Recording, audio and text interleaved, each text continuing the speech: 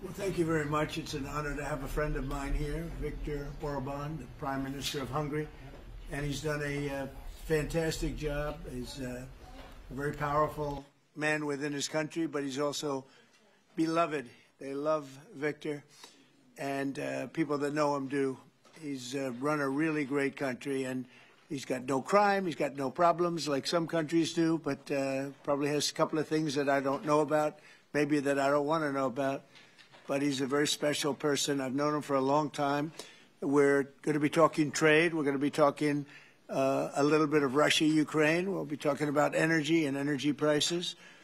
We have energy down to a pretty low point right now in the United States. We're drilling, drill baby drill, we call it. But energy costs are very low. Our general costs are very low. And I just saw that Walmart came out with a statement last night. They've done it for many years, that Thanksgiving this year will cost 25% less than Thanksgiving last year under Sleepy Joe Biden. So that's a big difference. That's a big difference. 25% less Thanksgiving. And I think that's a very good chart. They include everything that you need for Thanksgiving. So it's 25% less this year than it was last year. And that's true. That's emblematic of the rest of prices. Energy prices are way down from what they were last year. Inflation is almost non-existent. We have inflation down to a very low number, whereas Biden, as you know, is the worst inflation in the history of our country. So we're doing very well. We have a shutdown, as you probably know, because the Democrats have gone, they're crazy. They're crazy. But they don't care if they hurt the country. But we've approved it 14 times. We've approved a opening up 14 times, and they keep rejecting it. And I guess maybe they will again. Let's see what happens. They want to have a lot of bad things happen, bad things for our country. We're not going to give $1.5 trillion to people that came into our country illegally. We're not going to do it. To people came from prisons. They came from mental institutions, drug dealers. They want to give them medical care. $1.5 trillion. And we're not going to do other things that they're requesting also. So I just want to welcome this really good person. I know him very well. He's a good person, and he's a great leader, and he's loved in his country. And Viktor, would you like to say a few words? Thank you very much, President. Thank you. First of all, may I say that thank you very much for the invitation. It's good to see you, President, back to the White House, and good to be back after 6 years, anyway, again, to see you here, as we have met last time. The reason why we are here to open a new chapter between the bilateral relation of the United States and Hungary, basically because during the Democrat administration, everything was ruined. So after your leaving president, everything was basically blocked, ruined, cancelled, a lot of harm done by the previous administration. In the last 10 months, President, what you have done, we are very much grateful for that. You restored the old level of the relationship. You improved the bilateral relation. You repair what was done badly by the previous administration. So now we are in quite a good position to open up a new chapter, let's say a golden age between the United States and Hungary, and we have plenty of suggestions for today: economic cooperation, military cooperation, and political cooperation. And the main issue, probably, President, you know, we are neighboring Ukraine, which is in war. It's the most important issue for us, and we would like to discuss with you how we can contribute to help you in your peace efforts. And you've taken a lot of Ukrainians that needed your help, and you've taken a lot of them in your country, and everybody appreciates that. Thank you very much. We do our best. Thank you very much. Any questions, please? Go ahead.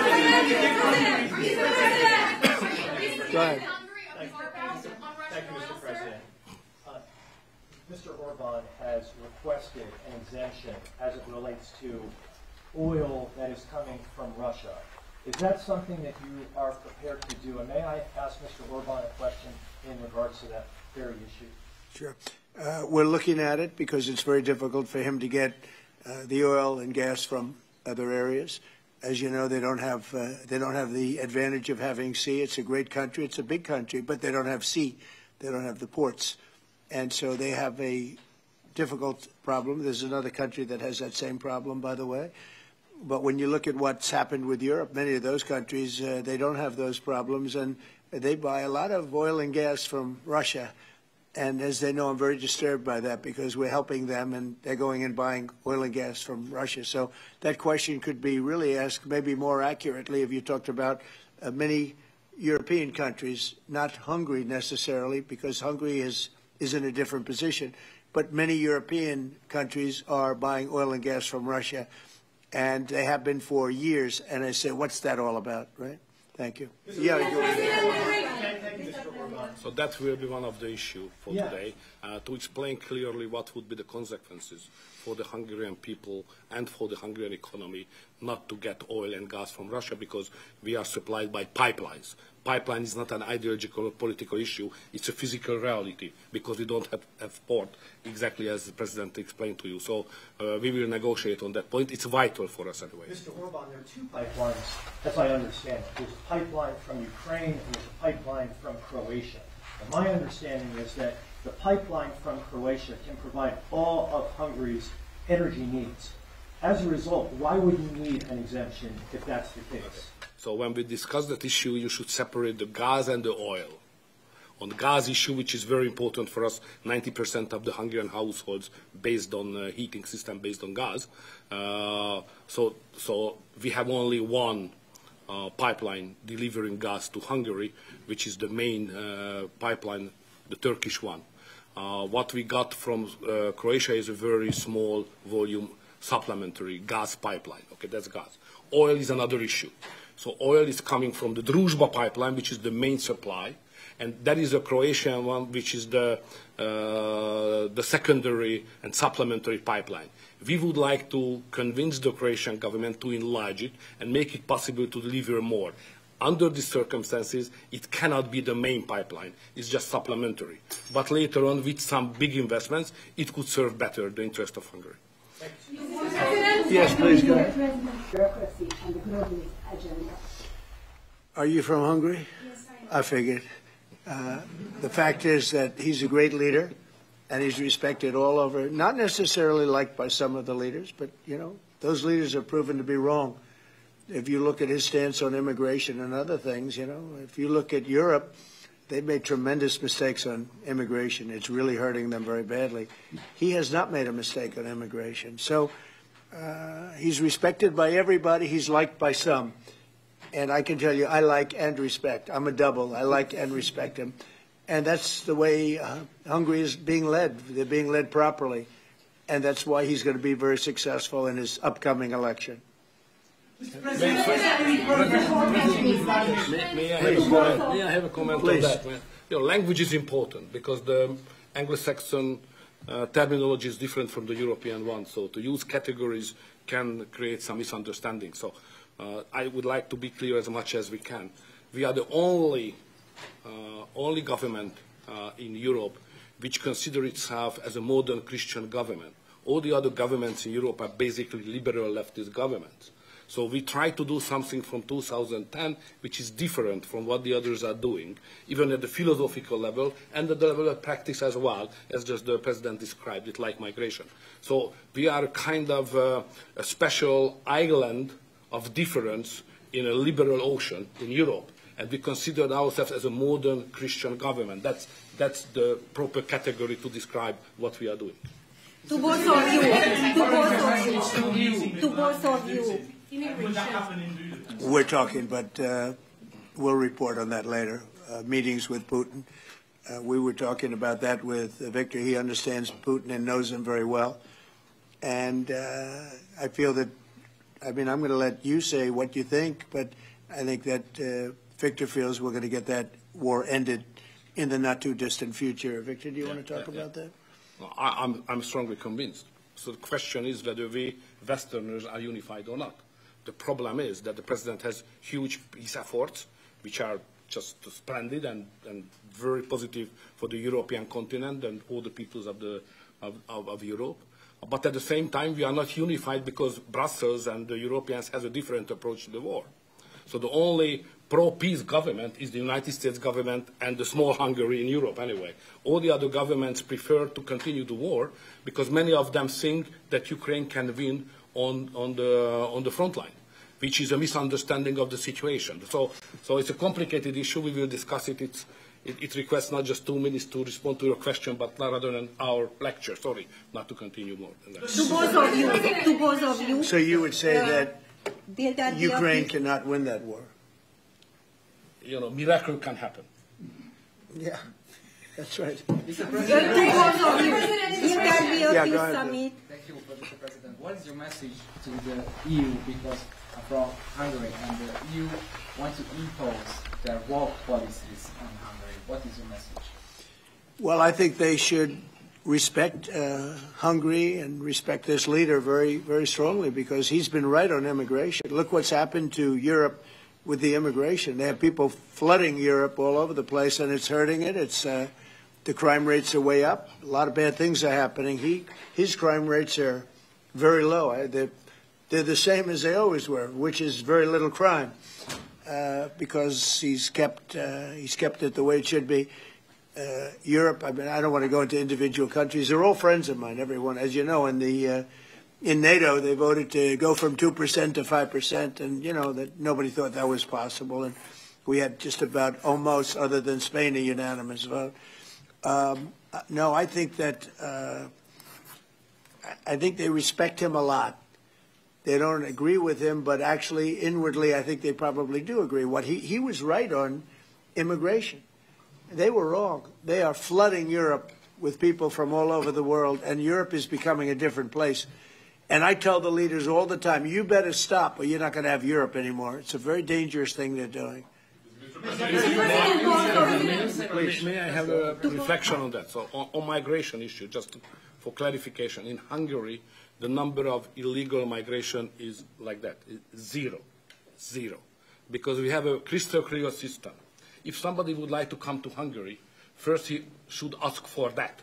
If he gives the permission, they can step in. Nobody can step on the territory of Hungary without having a permission from the Hungarian authorities. This is the regulation, simple, well working. What is the consequence of that?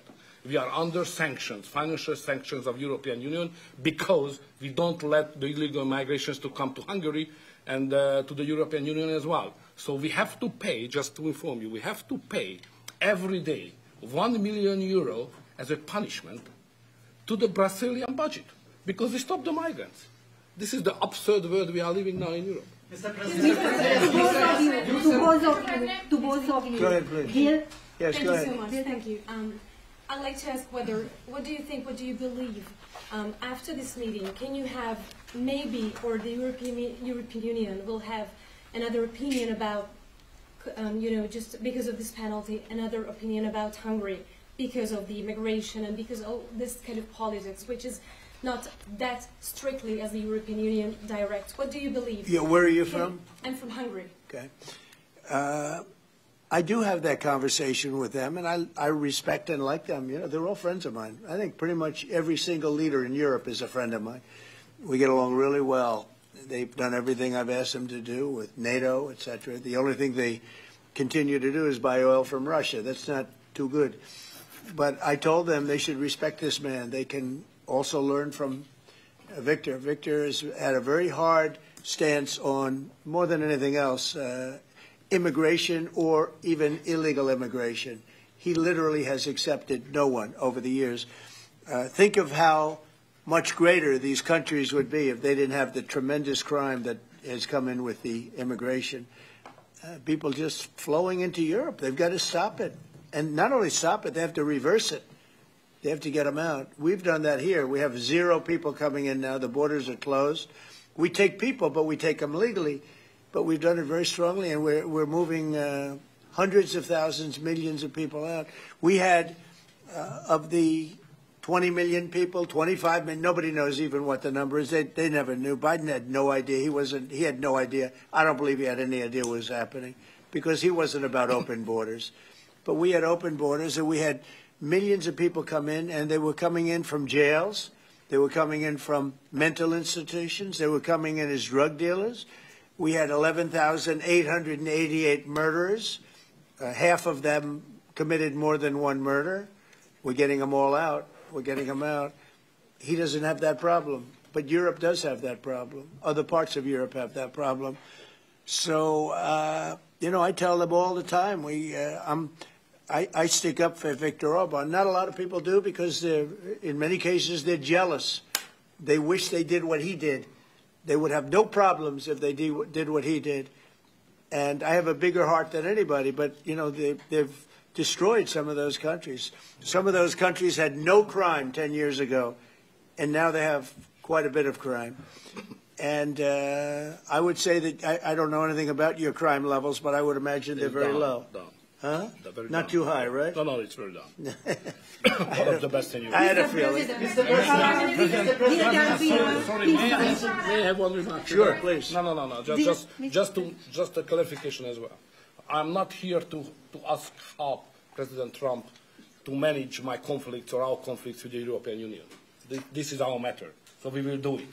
What we need is a golden age, to open a golden age of the United States-Hungarian relationship. That's the biggest help we can get from the United States. And maybe Europe too. You know, we can include Europe. It's going to get more difficult. So inside the European Union, we will manage all of our affairs. To be the most possible humble guy, yeah? But I'm the longest-serving Prime Minister of Europe. I survived all the Prime Ministers who attacked us. And I'm sure we will survive next years as well. So we will manage our conflicts successfully. Mr. President, one question for you, Mr. President. One question for the Prime Minister. Speaking of Europe, last month you said that you would not withdraw U.S. troops from Europe, yet a few weeks later the Pentagon decided to withdraw significant number of troops from Romania. So have you changed your mind, or the Pentagon ignored your assurance? No, they don't ignore anything that I say. What they do is we make changes. We move. It's the same number, total number, but we move people around. I happen to like the Romanian people. I think they're great people. And Pete, you may want to suggest something right there, please. Absolutely. No, nothing was uncoordinated with the White House. It's all part of the view that we have of Europe, and there will remain troops in Romania, but there's some change in how we rotate and how many we rotate. And the relationship with Romania is very good, right? It's very good, and we've coordinated all this with Secretary General Ruta, throughout EUCOM, throughout our allies. Everyone was notified in advance. The relationship with Romania is very good. The relationship with Europe is very good. I disagree with what Europe is doing having to do with immigration, but I agree with them on many other subjects. We just signed the biggest trade deal ever made with Europe, $950 billion. We were able to do it because of tariffs. It was a deal that was good, very good, but we had a very unfair deal. We were treated very badly before I came into office, but we just signed. It's the single biggest trade deal ever signed. So we have a very good relationship with Europe. Yeah. What is the main dispute with the Russians which prevent the Budapest summit with Putin from taking place? The basic dispute is they just don't want to stop yet. And I think they will. I think it's taken a big toll on Russia, a big toll on both countries, obviously, but it's taken a big toll. They're losing 7,000 soldiers a week. That's a big toll. And between the two of them, divided, you know, with Russia losing more soldiers, actually. But they're both losing a lot of people. And that's the primary thing that, with me, it's not economic, it's not money. In fact, we don't spend any money. We send it to NATO. They pay us for our missiles and for our military and everything else. We don't. It's not a question of money. It was with Biden. He spent $350 billion. He got nothing for it. The war would have never happened. If I were president, the war would have never happened. I think you would agree with that. This war would never have happened if I were president. It's stupid that it happened. But it did happen. I inherited the war, and I think we're going to get it ended. Not too distant future. Yes, please. So no question that if that time the name of the United States president would have been Donald Trump, there would be no war between Ukraine and Russia. That's clear. But what we are speaking about here is more than that, because without the pressure coming from the United States government, I'm speaking 2022, the Europeans would not take that hard line what they have today on the war. Remember that big countries of Europe rejected to be involved more than just sending some, humanitarian issues. So the pressure coming from the United States to be more pro-war in Europe. So that's the fact of the history anyway. So we have to restore something which was which was ruined and created from here, and that's the reason why I understand absolutely the devotion of the president now to do everything to stop the war, because that would be not that deep without the previous government pressure from here. So the reason why I'm here to be as much as helpful I can to contribute to the peace efforts of the president, because that was an enormous mistake what we have done, I mean, the Western world several years ago, and we have to stop it, and it's common responsibility. Biden actually pushed for that war to happen. Okay, if you can believe it. Nobody can believe it, but it's one of those things. And now look what happened. Look what's happened to Ukraine. It's a much smaller country. A lot of people are dead. You take a look at it's a whole different world over there. And Russia has not been helped very much by that war either. They lost a tremendous number of soldiers and people. And, you know, look, that war should have been a one-week war. I don't know why it's taken. This is 4 years. Should have been 1 week. Should have been over with, but it would have never started. Should have never started. And I would have solved the problem without giving up anything. Ukraine would have remained as is. So there were tremendous mistakes long before I got there. I inherited that mess, and we're getting it solved, along with the 8 wars that we've already ended. Mr. President. What is America's interest cultivating better relations with the EU leader or Orban? I think I can do both. I mean, there's no reason why I can't. I get along well with the European nations. We are still a member of the European Union, so it's easy. Yeah, and by the way, he's a member in good standing, I guess, although they penalize him every once in a while. But he's a member in good standing with the European Union, so he's a member. He's a part of it. But I get along great with him. I get along very well with them. I agree with him on immigration much more than I agree with them. But I agree with, a lot of the things in Europe he also agrees with. But he had a difference, I would say, primarily on immigration more than anything else. And I happen to think he was right, because their whole fabric has changed. I mean, you go to some of the countries, they're unrecognizable now because of what they've done. And Hungary is very recognizable. Yes, ma'am. Mr. President. Yes, Mr. President. Will there be a peaceful meeting in Budapest still this year? What do you think? You mean a meeting with President Putin? Yes. You mean in Hungary? Well, I'd like to keep it in Hungary, in Budapest. That meeting, it turned out I didn't want to do that meeting because I didn't think anything was going to be happening of significance. But if we have it, I'd like to do it in Budapest. Yeah, it'd be good. Mr. President, you said many times to support Viktor Orban. Why is it important to win the next election, for example, for the United States, Hungary, and also Europe? Why is it important? Well, I don't know his opponent. I don't know if he has an opponent yet. At some point he will, I guess. We always have opponents, always. Right? Not much of an opponent. But I'll be supportive of him. He's done a fantastic job. We've had a great relationship. The United States, look, we had a country that had no leader. It had an auto pen, illegal auto pen, totally illegal. And that's coming out stronger and stronger. But we had no leader in the United States. I mean, Hungary, as an example, had no relationship with the United States, even though we do, billions of dollars in trade with Hungary. Yeah. Hungary's a big country economically. We do, billions of dollars in trade with Hungary. Why would they give that up? And they gave up so much else. Look, they gave up everything. This country was poorly run. I think if I didn't win the election, we might not have a country, if you want to know the truth, not a recognizable country. But our relationship was immediately good as soon as I won the election, because Viktor's one of the people that's highly respected, and we had a great relationship with Hungary. We do again. That was an easy one. Yeah. Do you and Prime Minister Orban agree on ways to put pressure on President Putin to come to the negotiating table to end the war in Ukraine? I think we agree that the war is going to end. Sometimes people have to fight it out a little bit longer, but I think we agree that the war is going to end in the not-too-distant future. You want to talk about that, Viktor? I have some ideas, and I will present it to the President, how to stop it.